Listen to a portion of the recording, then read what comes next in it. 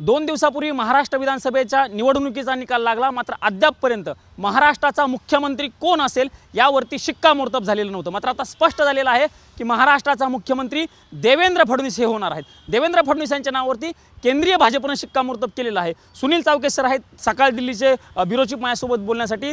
Chavke sir, Devendra Fadnavis यांच्या नावावरती शिक्कामोर्तब झालेलं आहे। बोललं जात होतं की मुख्यमंत्री भाजपचाच होईल, मात्र वेगळं नाव असू शकतं अशी चर्चा होती, पण देवेंद्र फडणवीसांच्या नावावरती शिक्कामोर्तब केलं आहे। फडणवीसांच्याच नावावरती केंद्रीय भाजपला शिक्कामोर्तब नेमकं कशामुळे करावं लागलं? देवेंद्र फडणवीस यांनी लोकसभा निवडणुकीच्या पराभवानंतर ज्या पद्धतीनं सर्व समन्वय साधून जे यश मिळवून दिलेलं आहे त्याच्यावर हा शिक्कामोर्तब होतो आहे।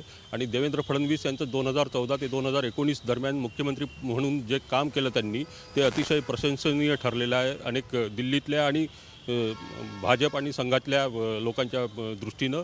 तर आता आपल्याला प्रचंड बहुमत मिळालं असताना 100%चं जे टार्गेट होतं ते 90% अचीव ह्याच 5 वर्षापूर्वीच झालं असताना भाजपचा मुख्यमंत्री का नको आणि देवेंद्र फडणवीस का नको याच्यावर सगळा विषय संपलेला आहे आणि भाजपचाच मुख्यमंत्री होणार आणि ते देखील देवेंद्र फडणवीसच होणार हे आता एकंदरीत स्पष्ट होत चाललं। मुख्यमंत्री देवेंद्र फडणवीस यांच्या नावावरती शिक्कामोर्तब झाले, पण उपमुख्यमंत्री कोण असेल? अजित पवारांचा पक्ष असेल किंवा एकनाथ शिंदेचा पक्ष असेल, हे दोन्ही पक्ष महायुतीचे घटक पक्ष आहेत, त्यामुळे उपमुख्यमंत्रीपद त्या दोन्ही पक्षांकडे दिलं जाईल की जो जुना फॉर्म्युला होता एक मुख्यमंत्री आणि 2 उपमुख्यमंत्री तोच असेल की वेगळा उपमुख्यमंत्री फक्त एकच महाराष्ट्राला बघायला मिळेल? नाही, दोन्ही उपमुख्यमंत्री होऊ शकतात। आणि ज्या पद्धतीनं आपल्या महाराष्ट्रात परंपरा आहे की मुख्यमंत्री झालेले उपमुख्यमंत्री होतात, तर ती परंपरा कदाचित एकनाथ शिंदे यांच्या बाबतीतही कंटिन्यू होऊ शकते ते जर त्यांनी स्वीकारलं तर।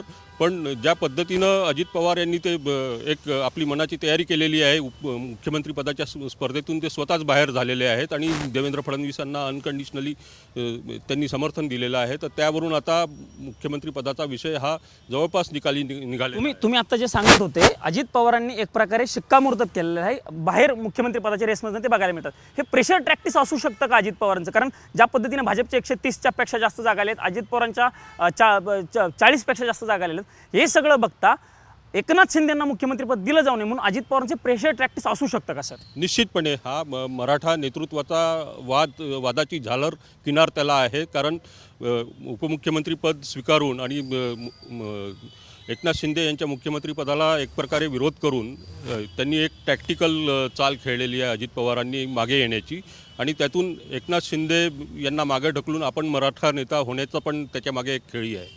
सर, महाराष्ट्रात कालपासून बिहार पॅटर्नची खूप चर्चा सुरू झाली होती। ज्या प्रकारे बिहारमध्ये नितीश कुमार यांच्या पक्षाच्या कमी जागा असताना भाजपने त्यांना मुख्यमंत्रीपद देऊ केलं होतं, तीच स्ट्रॅटेजी महाराष्ट्रामध्ये देखील राबवली जाणार होती अशी चर्चा होती। मात्र भाजपनं त्यावरती फुली मारली। मेसेज महाराष्ट्रामध्ये शिवसेने म्हणजे एकनाथ शिंदेच्या शिवसेनेकडनं असं दिला जाऊ शकतो का की भाजप मित्र पक्षांचा वापर करता नंतर सोडून देतो? हा मेसेज यातनं दिला जाऊ शकतो, कारण स्पष्ट देवेंद्र फडणवीसांच्या नावावरती मुख्यमंत्री म्हणून जेव्हा शिक्कामोर्तब झालं तेव्हाच बिहार पॅटर्नवरती फुली पडल्याचं बघायला मिळतंय। नाही, आता बिहारमध्ये 1 वर्षानंतर निवडणूक होणार आहे विधानसभेची आणि तिथं देखील बिहार पॅटर्न राबविला जाणार आहे की नाही हे स्पष्ट झालेलं नाही आहे। म्हणजे नितीश कुमार पुन्हा मुख्यमंत्री होतील की नाही हे स्पष्ट नाही आहे। भाजपचा मुख्यमंत्री होईल एखाद वेळी, तर अशा परिस्थितीत बिहार पॅटर्न महाराष्ट्रात लागू करण्याचा काही प्रश्न येत नाही। कारण महाराष्ट्रात ज्या पद्धतीनं मराठा मतदारांनी महायुतीला नाकारलं होतं लोकसभेच्या निवडणुकीत, त्यानंतर जी संघ आणि BJPनं पुनर्बांधणी करून OBC मतं महायुतीकडे वळवले आणि एवढं मोठं यश मिळवलं, तर त्या परिस्थितीत आता OBC मतांना आपण दुरावण्यात काही अर्थ नाही आहे आणि भाजपला एक जवळपास पूर्ण यश मिळालेलं आहे। तर अशा परिस्थितीत बिहारचा पॅटर्न महाराष्ट्रात राबवायचा नाही असाही एक निर्णय घेतलेला आहे। सर, मुख्यमंत्री पदाच्या नावावरती शिक्कामोर्तब जरी झालेलं असलं तरी शपथविधी सोहळा कधी होणार याची चर्चा सुरू होती। 2 दिवसापूर्वी निकाल लागला, बोललं जात होतं की लगेचच मुख्यमंत्री पदाचा शपथ घेतला जाईल। 2 दिवसानंतरही अजून शपथविधी झाली नाही, कधी होऊ शकतो शपथविधी आणि काय भाजपची स्ट्रॅटेजी काय आहे, प्लॅनिंग काय आहे शपथविधी सगळ्या? नाही, अजून नेता निवड आणि आमदारांची बैठक आणि हे सगळ्या गोष्टी ह्या प्रक्रिया व्हायच्याच आहेत। आणि त्याचा एक महत्त्वाची एक गोष्ट म्हणजे की सध्या कार्तिक मास सुरू आहे। कार्तिक मास संपायला 1 डिसेंबरला कार्तिक मास संपणार आहे आणि मार्गशीर्ष मास सुरू होणार आहे। तर शपथविधी हा मार्गशीर्ष मासातच करायचा, कारण त्यामुळं महालक्ष्मीची कृपा होईल आणि लाडक्या बहिणींना जो 1500 वरून 2100 रुपये द्यायचे आहे त्याचा महालक्ष्मीच्या कृपेनं तो पैसा महाराष्ट्राच्या तिजोरीत जमा होईल अशी एक त्याच्या मागची भावना आहे. आणि हा भव्य सोहळा म्हणजे 2014ला जो शपथविधीचा सोहळा झाला होता वानखेडे स्टेडियममध्ये, त्यानंतर 2019मध्ये जे शपथविधी झाले ते चोरून लपून झालेल्या होत्या. अशा परिस्थितीत आता पुन्हा तो भव्य सोहळा आयोजित करण्यासाठी जो वेळ लागणार आहे, त्यामुळं हे सगळी प्रक्रिया कदाचित 4-5 दिवसांनी पुढे ढकलल्या जाण्याची शक्यता आहे. तुम्ही म्हणताय 2100 रुपये लाडक्या बहिणीला द्यायचे आहेत. लाडक्या बहिणींना जे 2100 रुपये दिले जाणार ते मुख्यमंत्री म्हणून देवेंद्र फडणवीस यांच्या सहीने दिले जातील म्हणायचं.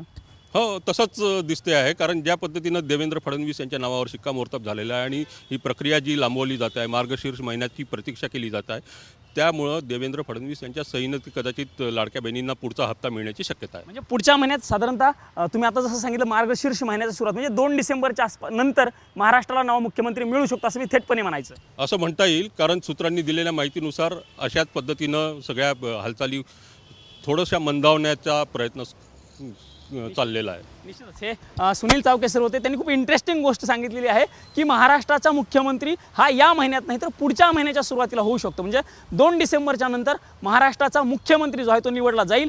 आणि चावके सरांनी सांगितलेल्या माहितीनुसार नवीन मुख्यमंत्र्यांच्या सहीनंच लाडक्या बहिणींच्या खात्यामध्ये 2100 रुपये जे आहेत ते जमा केले जातात. बघावं लागणार आहे की 2 तारखेनंतर महाराष्ट्राच्या मुख्यमंत्रीपदाचा नेमकं शपथविधी सोहळा कधी होतो, त्यांच्या मुख्यमंत्रीपदाच्या कार्यक्रमामध्ये शपथविधी सोहळ्यामध्ये नेमकं किती मंत्री शपथ घेतात हे देखील बघणं महत्त्वाचं असणार आहे.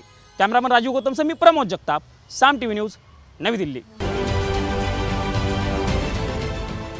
देश विदेशातील प्रत्येक घडामोडींचे लाईव्ह अपडेट मिळवण्यासाठी आता साम टीव्हीच्या सर्व सोशल मीडिया प्लॅटफॉर्मला लाईक, फॉलो आणि सबस्क्राईब करा. तसंच सर्व नोटिफिकेशनसाठी बेल आयकॉन प्रेस करायला विसरू नका.